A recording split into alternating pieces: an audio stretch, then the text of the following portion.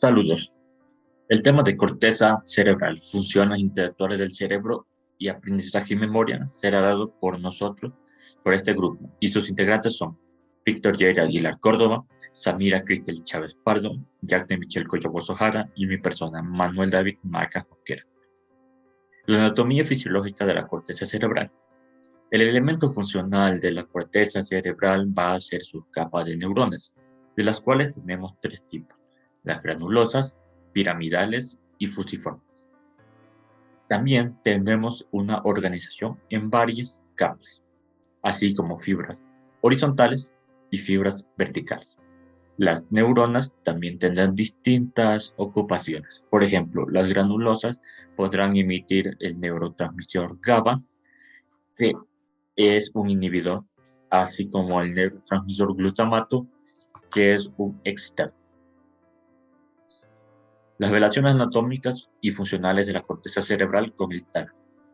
Las conexiones de la corteza cerebral con el tálamo van a ser muy fuertes, y es que cada parte de la corteza cerebral va a estar relacionada con una parte en especial del tálamo. Estas conexiones son de ida y de vuelta, por lo que algunos han argumentado que se trata de una unión talamo-cortical, es decir, una especie de sistema constituido por la corteza cerebral y por el tálamo. Esto está muy bien argumentado, pues sabemos que un daño en el tálamo y en la corteza combinados va a ser mucho más grave que un daño únicamente en la corteza. Además de que si eliminamos las conexiones del tálamo con una cierta parte de la corteza, esa parte de la corteza que ha quedado incomunicada va a dejar de funcionar. Tenemos entonces que cada área cortical va a tener una función en específico. Esto se ha logrado saber mediante la estimulación de cada zona cortical en pacientes despiertos. Cuando se estimulaba una cierta área, se emitía un estímulo que provocaba un cierto movimiento, la emisión de ciertos sonidos o incluso de ciertas palabras. Por lo que de esta forma se puede saber qué áreas del cerebro realizan ciertos movimientos. También, gracias a la gran cantidad de información que se necesita para la motricidad y para la sensibilidad, sabemos que hay áreas del cerebro que pueden subdividirse en áreas más pequeñas, por lo que hay ciertas áreas generales que cumplirán una cierta función. También tenemos áreas primarias y áreas secundarias, tanto para la motricidad como para la sensibilidad. Las áreas primarias van a ser ayudadas por las áreas secundarias, las cuales en su conjunto van a analizar ya sea lo necesario para emitir un movimiento o para interpretar una sensación. Pero existirán áreas que no caen en la categoría tanto de motor o sensorial, sino que pueden analizar las múltiples señales, tanto motoras como sensoriales. Estas se van a llamar áreas de asociación. Tenemos el área de asociación prefrontal, parieto-occipito-temporal, el área de asociación límbica y de reconocimiento de las caras. El área de asociación parieto-occipito-temporal va a estar relacionada tanto con el parietal, el occipital y el temporal. Gracias al lóbulo occipital, va a recibir coordenadas espaciales del cuerpo, de la ubicación en la que se encuentra. También va a poseer el área de Wernicke, ideal para el lenguaje, para la comprensión del lenguaje, y también el área de circunvolución lateral y el lenguaje visual, que trabaja en su conjunto con Wernicke para poder comprender la lectura que se hace de una cierta palabra, así como el área de denominación de objetos, que es ideal para comprender los nombres de las cosas. Si el área de procesamiento visual de las palabras es dañada, por ejemplo, la persona va a poder comprender el lenguaje que escuche, pero al leer no va a comprender nada, ya que el área de esta parte de la corteza cerebral, que estaba relacionada con la visión y con Wernicke, simplemente se ha cortado. El área de asociación prefrontal también estará relacionada con la zona de asociación anteriormente dicha, por lo que también estará relacionado con patrones complejos y con la actividad motora, pero además recibirá información sensitiva para la coordinación espacial. Estas dos trabajan juntas para que los movimientos sean precisos y además recibe el proceso del pensamiento, y aquí se guardará la memoria operativa a corto plazo. Y es importante mencionar el área de Broca, la cual es fundamental para la emisión del lenguaje hablado de una persona. Por esto, los patrones complejos y actividad motora de esta parte prefrontal estarán relacionados con la capacidad de una persona para hablar. Si el área de Broca está dañada, la persona no podrá hablar con normalidad y solo emitirá sonidos guturales o, si tiene algo de suerte, alguna palabra, pero no mucho más. El área de asociación límbica. Esta parte estará relacionada con las emociones y con la motivación, pero forma parte de algo más grande que es llamado sistema límbico. Así que esto solo es una pequeña parte de algo más grande. También estimula al encéfalo para que realice otras actividades y es necesario para la estimulación del aprendizaje. Finalmente, el área de asociación y del reconocimiento facial es un área bastante grande. Y aunque si es dañada las funciones cognitivas de la persona, no van a sufrir mucho daño, no por ello deja de ser una parte importante y está relacionada con la corteza visual y el sistema límbico. ¿Por qué? Porque para reconocer las caras se necesita la visión. Y el sistema límbico es para los comportamientos sociales que la persona necesita para cumplir sus actividades diarias. El reconocimiento facial se da por la visión y entonces la persona va a actuar en sociedad gracias al sistema límbico que controlaba el comportamiento. Por esto, esta área, a pesar de que parece aislada del resto, es muy importante. Si la persona carece de actividad en esta área, se da la prosopagnosia, que es la inhabilidad para reconocer caras. El área de asociación o el área de Wernicke es un área donde se da la asociación somática, visual y auditiva, donde se reúne en la parte posterior del lóbulo temporal. Es también llamada el área interpretativa general, el área cognoscitiva o el área del conocimiento. Cuando se produce una lesión en el área de Wernicke, produce incapacidad de organizar las palabras en un enunciado coherente. Su activación puede evocar patrones de memoria complejos asimismo. Dentro del área de Wernicke tenemos que en la circunvolución angular se encarga de la interpretación de la información visual, que ésta se encuentra en la porción más inferior del lóbulo parietal posterior, detrás del área de Wernicke. Ahora, cuando ocurre algún accidente o alguna lesión en esta zona, se produce lo que es dislexia. La dislexia es ceguera a las palabras o que pueden ver las palabras pero no interpretan su significado. También tenemos que tener en cuenta que existe un hemisferio dominante y uno no dominante. El hemisferio dominante, por lo general, el 95% de la población mundial suele ser el izquierdo. Eso es porque la mayoría de la población es diestra. Ahora, también tenemos el área de Broca, que suele ser dominante en el lado izquierdo de la misma manera, y esta es el responsable de formar palabras al activar los músculos laríngeos, respiratorios y de la boca.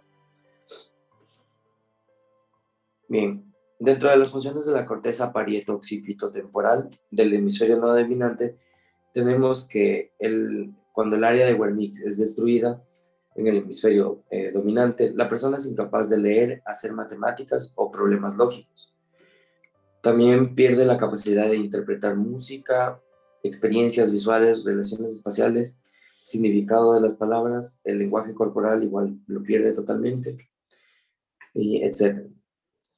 También tenemos lo que es la función del cuerpo calloso y de la comisura anterior para transmitir pensamientos, recuerdos, aprendizaje y otro tipo de información entre los dos hemisferios cerebrales.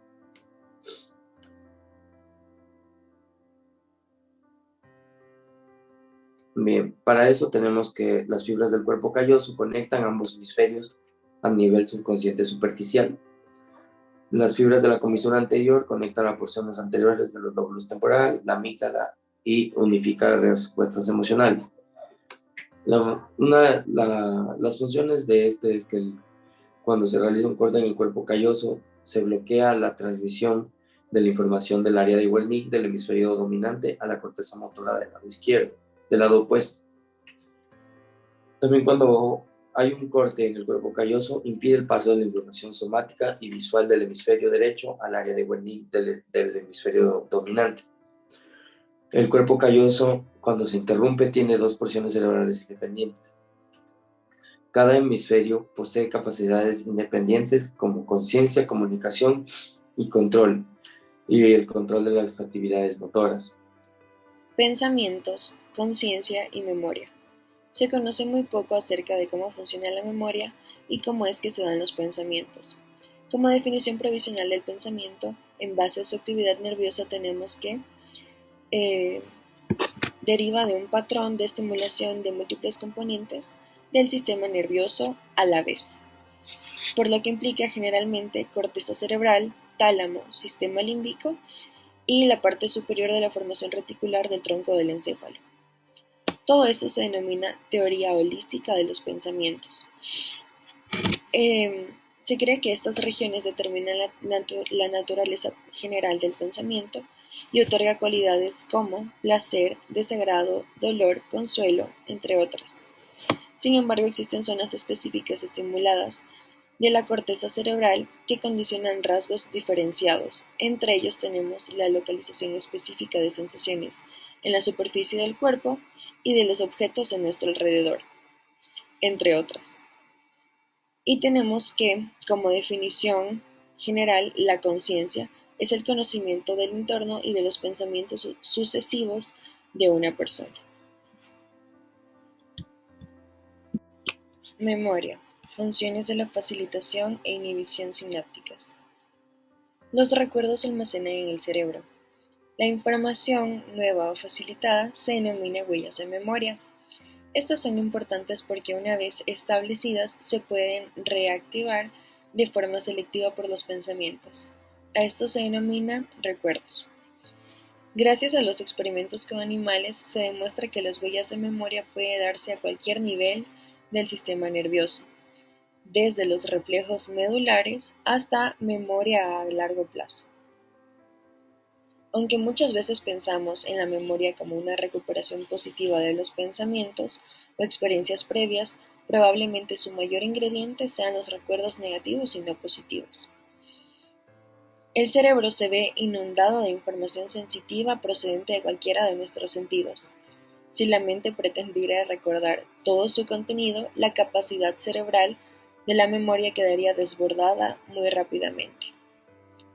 Pues bueno, se tiene memoria positiva y memoria negativa. La memoria negativa, conocida como habituación, es la información ignorada y relevante y se da debido a la inhibición de las vías sinápticas encargadas de su transmisión, mientras que la memoria positiva, también conocida como sensibilización, viene de cualquiera de los sentidos y nos permite recordar pensamientos o experiencias previas. Estas suelen estar ligadas tanto al dolor como al placer, debido a que el cerebro posee una capacidad automática diferente para potenciar y almacenar las huellas de memoria. Como último tema tenemos la clasificación de la memoria, que son tres: la memoria a corto plazo, a mediano plazo y largo plazo. La memoria a corto plazo es la que está representada por el recuerdo que dura que es de 7 a 10 cifras que van a formar un número de celular durante unos pocos segundos o minutos en un momento dado, que solo dura si la persona sigue pensando en dichos números o en esa circunstancia. Un ejemplo de esto es cuando vamos por la calle y preguntamos sobre una dirección. Después de que llegamos a ese lugar, se nos va a olvidar. La siguiente es memoria a mediano plazo, que son los recuerdos que pueden durar muchos minutos o incluso semanas, que a la larga desaparecerán, a no ser que se activen las suficientes huellas de memoria como para volverlas permanentes. Un claro ejemplo que tenemos de esto es cuando estudiamos para una prueba que es de un momento a otro, que por ejemplo la prueba la tenemos el día lunes y estamos estudiando el día domingo. Después de que damos este examen ya no vamos a recordar completamente lo que hemos estudiado. Y el último tipo de memoria es a largo plazo, que esta depende de unos cambios estructurales reales sucedidos en la sinapsis. Un ejemplo de esto es cuando repetimos, por ejemplo, algún tema de alguna materia cada cierto tiempo. Si repetimos cada cierto tiempo, lo vamos a recordar y se nos va a quedar, puede ser por meses y hasta años. Y por último tenemos la consolidación de la memoria, que para que la memoria a corto plazo se transforme en memoria a largo plazo, debe quedar consolidada. Si la memoria a corto plazo se activa repetidas veces, pasan diversos procesos químicos y físicos que van a pasar a la memoria a largo plazo, que se tarda entre 5 a 10 minutos para que sea una consolidación mínima. Y para que esta se convierta en una consolidación profunda, se tarda 1 hora. Gracias.